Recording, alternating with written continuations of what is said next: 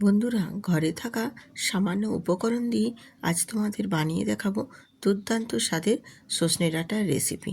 তো চলো রেসিপিটা দেখে নেওয়া যাক। আমি এখানে গ্যাসেতে একটা কড়াই বসিয়ে দিয়েছি, আর কড়াইয়ে দিয়ে দিয়েছি সর্ষের তেল।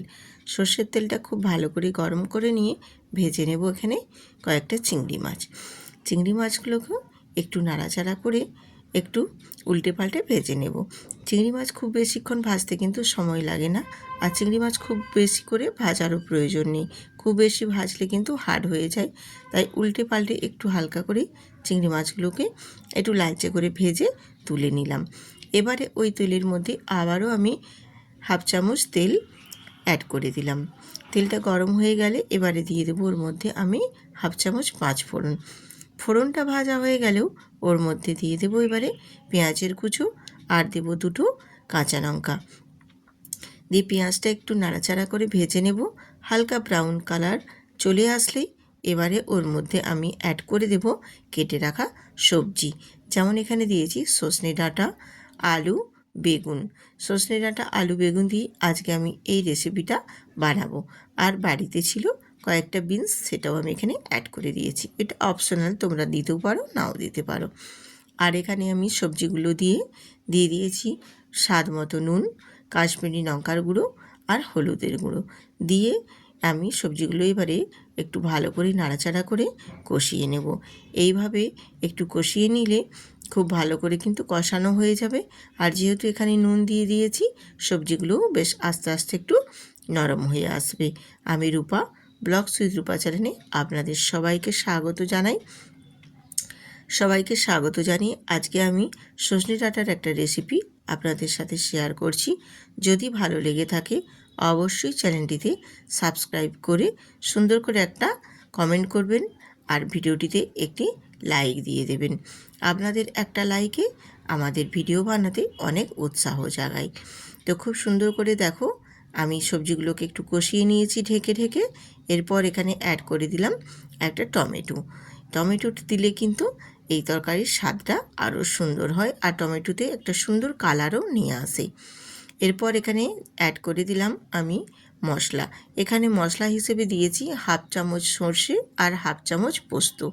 পোস্ত আর সর্ষে বাটা দিয়ে একদম সামান্য মশলা দিয়ে ঘরে থাকা উপকরণ দিয়ে আজকে বানিয়ে দেখাবো সুন্দর একটা সজনে ডাঁটার রেসিপি, যেটা খেতে গরম ভাতের সাথে একেবারে অসাধারণ।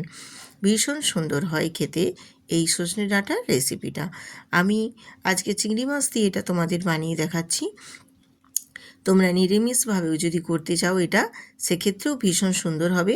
তবে সেখানে কিন্তু একটু বিউলির ডালের বড়ি দিলে আরও কিন্তু ভীষণ সুন্দরভাবে এই সজনে ডাঁটার রেসিপিটা একবারে জমে উঠবে। আর এখন তো বাজারে খুবই সুন্দর নরম নরম একদম সজনে ডাঁটা পাওয়া যাচ্ছে। এই সজনে ডাঁটা দিয়েই বানিয়ে ফেলুন এই দুর্দান্ত স্বাদের সজনে ডাঁটার রেসিপিটা।